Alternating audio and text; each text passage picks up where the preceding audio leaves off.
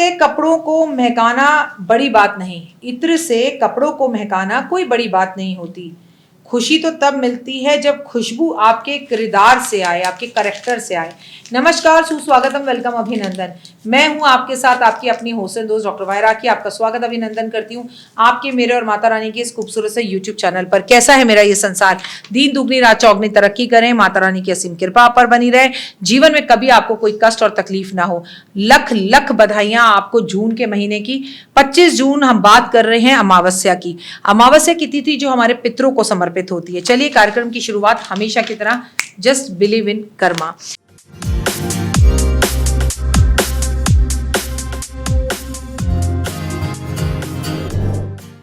लेकिन इस बात से भी मैंने देखा है बहुत फर्क पड़ता है कि भैया किस दिन है अमावस्या। शनि अमावस्या है, मंगल अमावस्या है किस दिन? 25 जून को पड़ने वाली अमावस्या इस बार बुधवार को है। और आपको बहुत अच्छे से पता है कि अमावस्या की तिथि जो है वो समर्पित होती है हमारे पितरों को।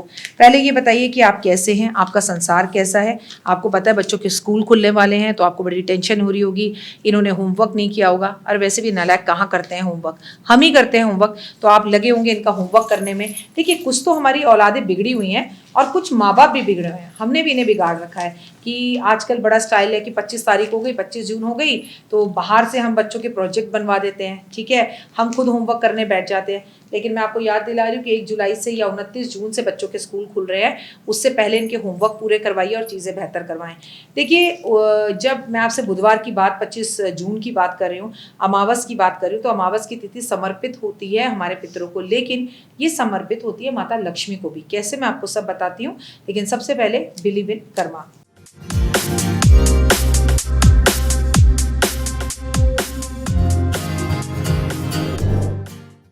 याद है आपको दिवाली? कार्तिक मास की अमावस्या पर हम दिवाली का पावन त्योहार मनाते हैं, जिस दिन माता लक्ष्मी हमारे घर में प्रवेश करती हैं, जब हम माँ लक्ष्मी की बहुत विशेष पूजा करते हैं। याद है ना आपको?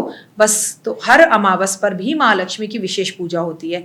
लेकिन लक्ष्मी भी उसी के घर आती है जिसके पितर अच्छे से खुश होते हैं। तो चलिए आपके पितरों को मनाते हैं। सुबह अमावस वाले दिन जल्दी उठें और जब आप नहाए तो नहाने के पानी में काले तिल और एक बेलपत्र डालकर नहाए। अमावस पर अपने पूरे घर की सफाई करें। शास्त्रों में कहा जाता है अमावस पर अपने घर की सफाई करके अपने घर का कबाड़, अपने घर की गंदगी बाहर निकालकर शाम के टाइम पर अपने घर की चौखट को धोकर और आपको उसके ऊपर दिए जलाने चाहिए, सरसों के तेल के, कड़वे तेल के या घी के, और रंगोली बनानी चाहिए। लेकिन क्या आपको पता है अमावस की सुबह आपके पितरों की छुट्टी हो जाती है, स्वर्ग या नर्क जिस भी लोक में वो बैठे हैं, और वो आपके दरवाजे पर आ जाते हैं। तो आपको सुबह उठते ही अपनी चौखट पर सबसे पहले 1 लोटा जल अर्पण करना चाहिए उस जगह से जहां से आप पीने का पानी लेते हैं।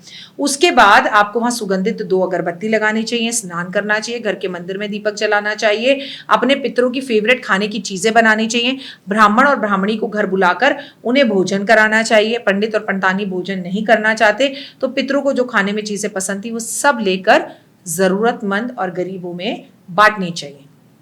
क्या आपके पितरों की तस्वीर आपके घर के हॉल में लगी है?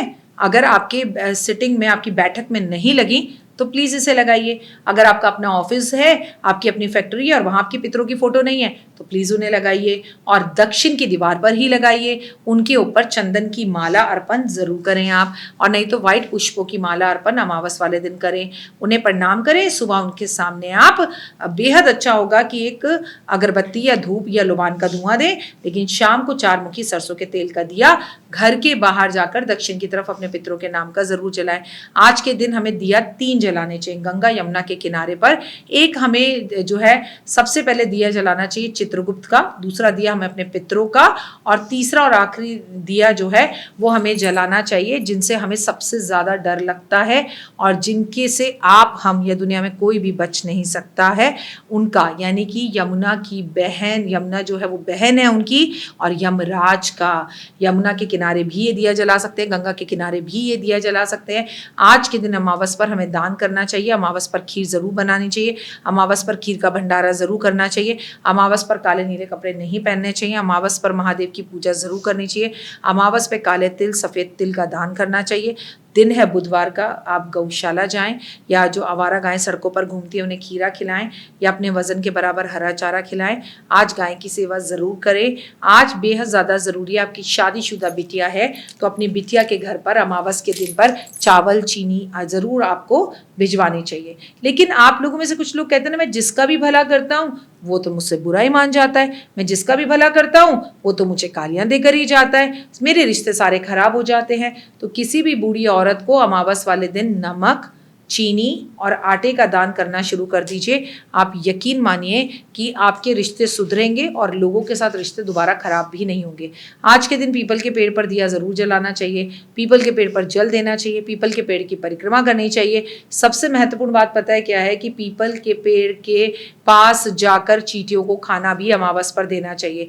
रात्रि में महालक्ष्मी की पूजा करें, गाय के घी का दिया जलाएं, लक्ष्मी जी को गुलाब की माला अर्पण करें, कनक धारा स्त्रोत्र का पाठ करें, लक्ष्मी अष्टम का पाठ करें, लक्ष्मी चालीसा पढ़ें, लक्ष्मी सहस्त्र नाम का पाठ करें।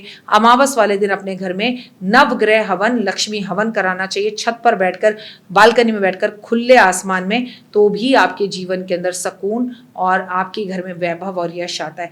आपको मेरी वीडियोस कैसी लगती हैं कमेंट्स करके जरूर बताइए और अपने पितरों को नमस्कार कीजिए और कहिए आपके जीते जी, आपके जाने के बाद आपके प्रति हमसे कुछ भी गलती हो गई है उसके लिए हम आपसे क्षमा चाहते हैं, but we really miss you.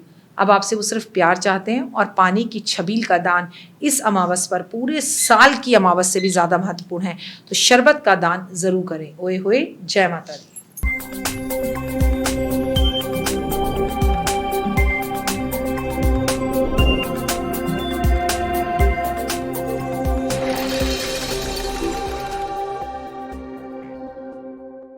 जीवन में है समस्या, नहीं मिल रहा तकलीफों से छुटकारा, नहीं मिल रही मनचाही नौकरी, टूट गया है विश्वास, सांस से आपकी बिल्कुल नहीं बनती और खत्म हो गई है आस, भगवान से आपका विश्वास उठ चुका है। टैरो के 78 कार्ड खोलेंगे भविष्य का राज। सरकारी नौकरी से हैं आप कोसों दूर, कुंडली जगाएगी कुंडली जागरण, कुंडली बताएगी आपका भविष्य। ऊपर से ये जादुई हवाएं, ऊपरी हवाएं, जादू टोना तंत्र विद्याएं, पति पत्नी और वो, करना होगा खुद पर विश्वास।